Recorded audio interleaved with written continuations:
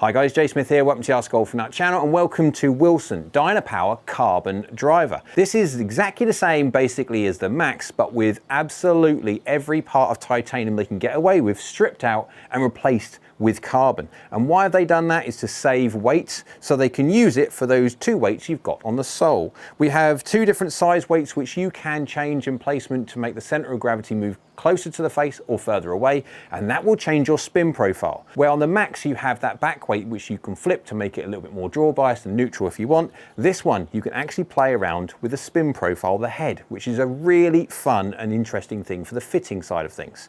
But we have the PKR 360 face, which is their AI driven variable face thickness idea, and so they can try and keep ball speeds up from all over the face. We will test that. I'll whack it all over the face in my normal heat map style to see how forgiving this golf club actually is. This is a slightly smaller profile, but again, it's going to be for the golfer who wants a little bit more versatility in being able to change their spin profile other than just using the loft sleeve that you got on here, which is effectively you can move it up or down by 1.5, 2 degrees or whatever it is. Pop it on the screen if I can. By the way, I have got this in the Denali 60 gram 6.0. I am going to keep the same shaft for every single one of the three. So if you haven't already, down there, get on the subscribe button, etc. So you don't miss all of the three drivers, 2 fairways, hybrid, 2 irons as well. Busy time for Wilson releasing equipment. Right, let's go give it a hit. Down by the golf ball, you can absolutely see Carbon Lovely on there. It does look really quite premium. Oh, that is just lovely. The sound of that. Just going from the titanium to the carbon, oh yeah, it does sound a really nice driver. Club path is 0, face to path is slightly open but slightly toey, that's what it's gone out to the right, only 10 yards or so. Not a bad shot at all, 107 mile/hour club head speed as I start to warm up, 277 carry, 14 degrees of launch, and yeah, 1900 RPM spin. This is going to be slightly lower spinning, we know that, it's carbon, they can move that weight where they want, and you can move it around if you really want, and move the weight even more to change the spin profile. I won't want it any lower than that.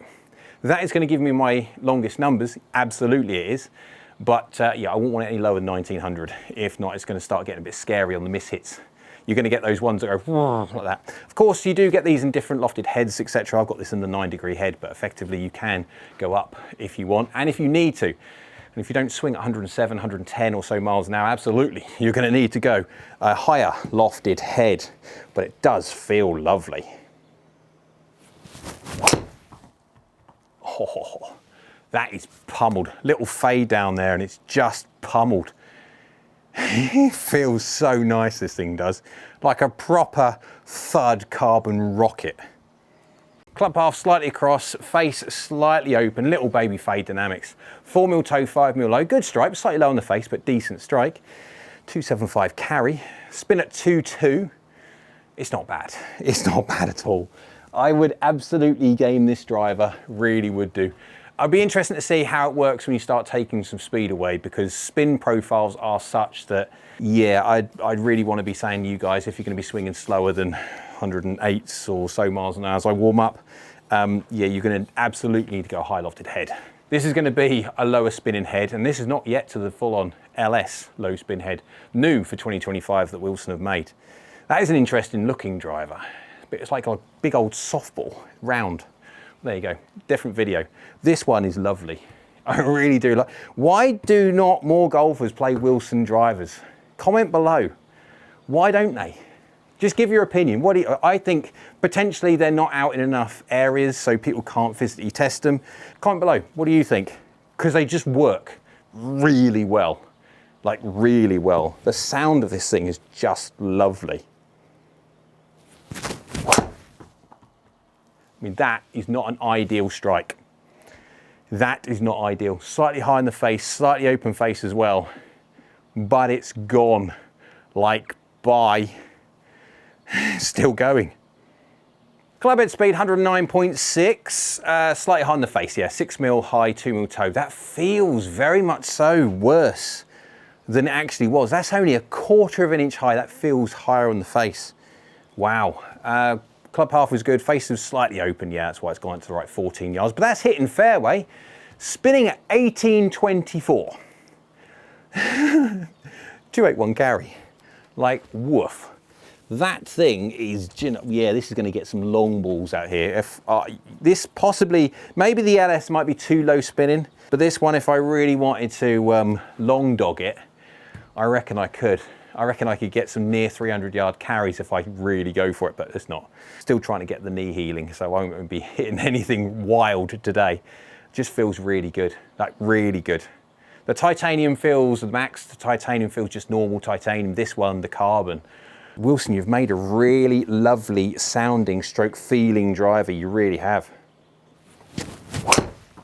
Oh, I mishit that one. That felt slightly low heely.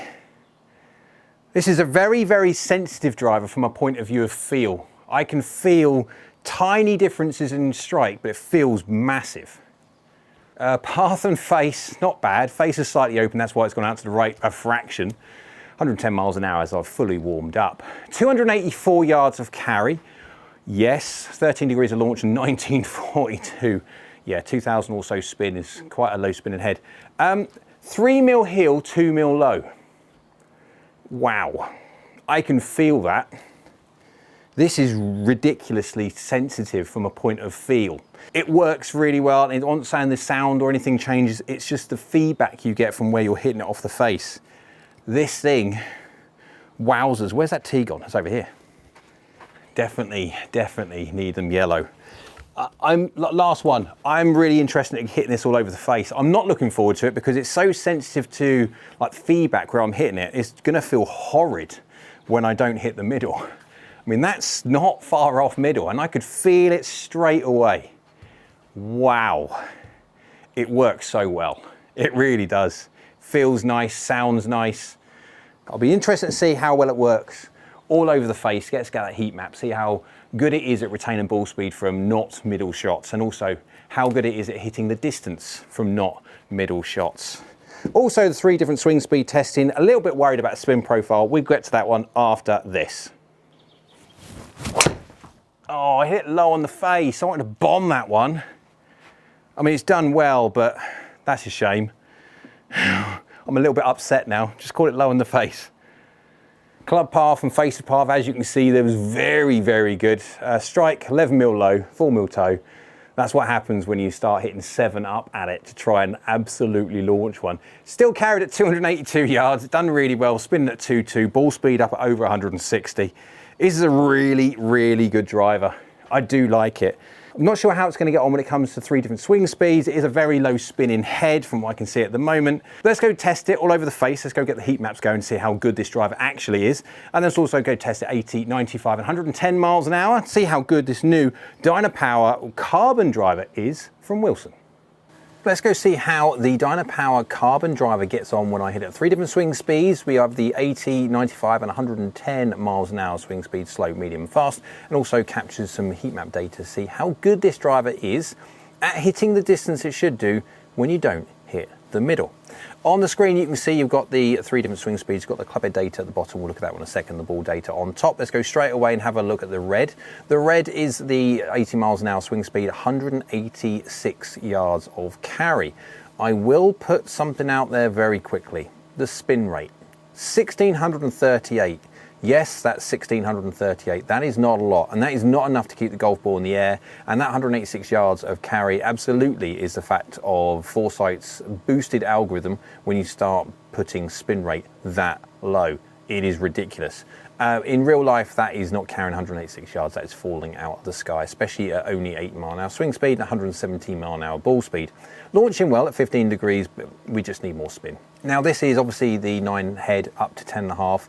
You can't put any more loft on it really than what it is at the moment, and so you would need to go to a higher lofted head. They do make a high lofted head, which is good, but again, this is the whole idea of making sure you get properly custom fit, guys, because a lot of people still have their 9-degree drivers as they age, and unfortunately all it's ended up doing is costing them distance. If you go to the faster 95 mile an hour swing speed, carry of 240 yards, peaking up 31 yards in the air, descending at 36.6, which is a lovely number. Really nice and shallow. That is coming into the fairway, and that's going to bounce and chase down the fairway.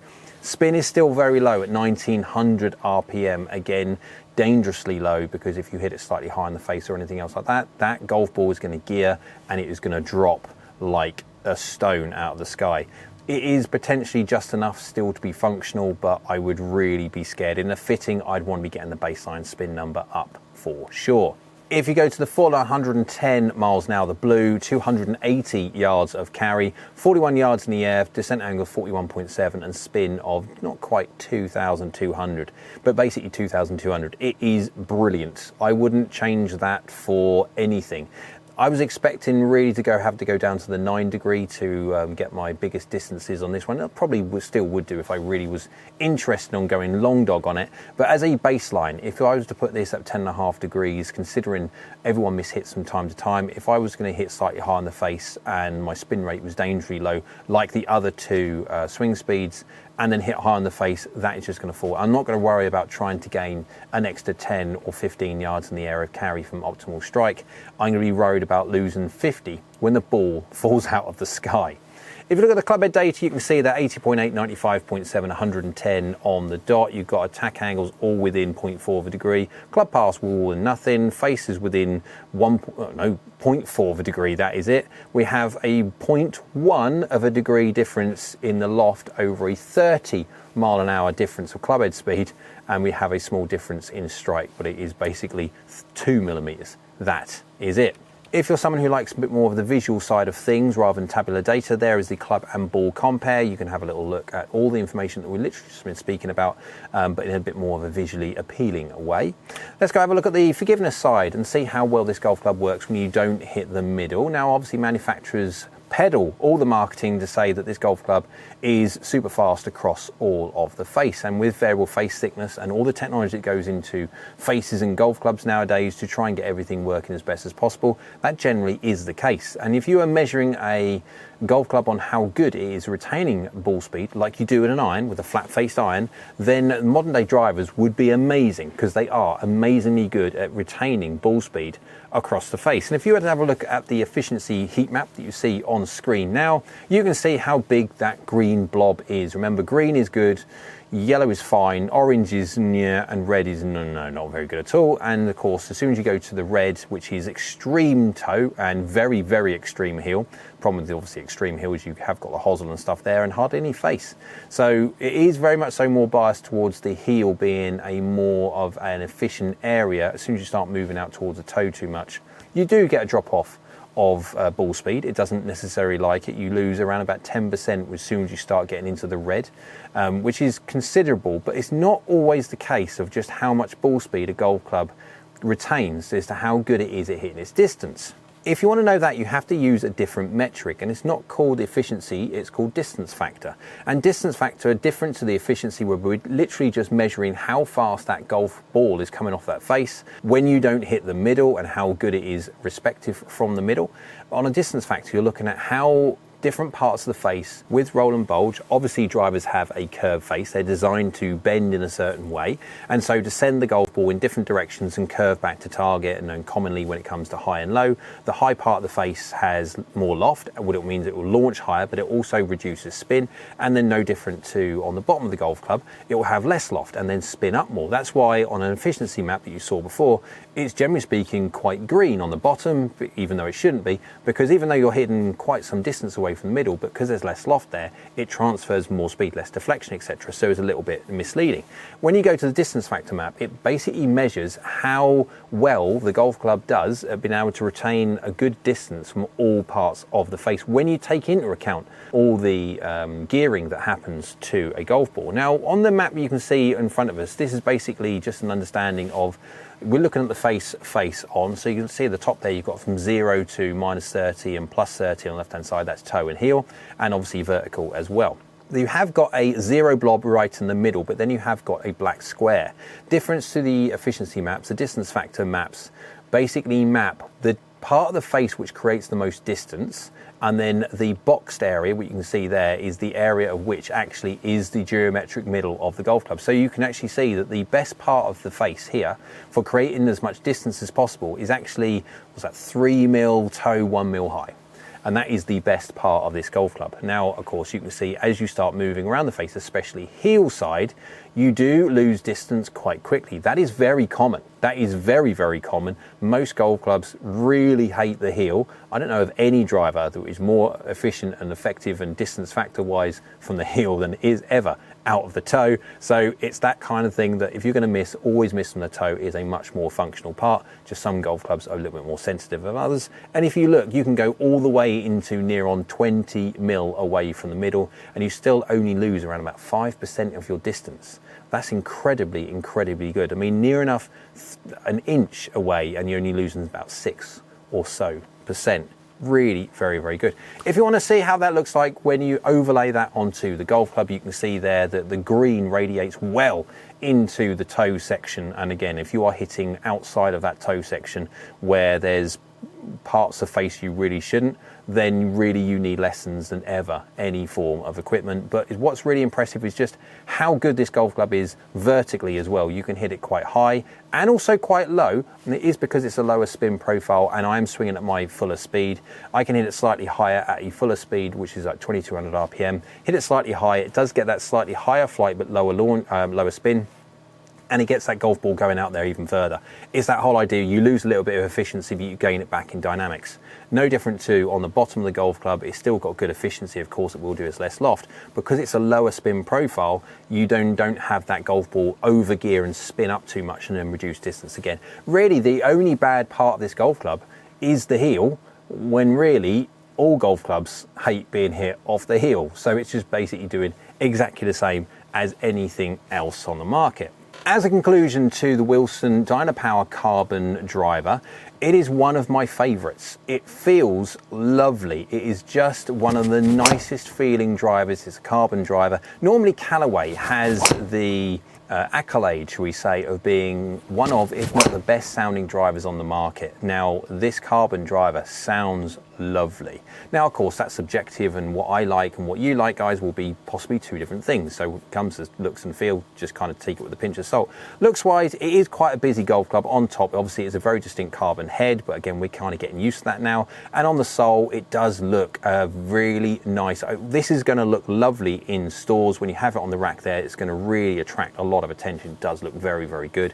Sounds good, feels good, very, very good from Wilson. Performance wise, it is long. It is long, absolutely. If you're a fast swing speed golfer or a golfer which has an issue with spin, absolutely test this golf club out. If you are someone who swings quite slow and does not really have that much spin on your ball, I would be fairly wary about testing. You can always give it a test, but I would be very wary about buying it, especially in too low a loft. If you have more loft, it will give you more spin and it will potentially cure it from that point of view.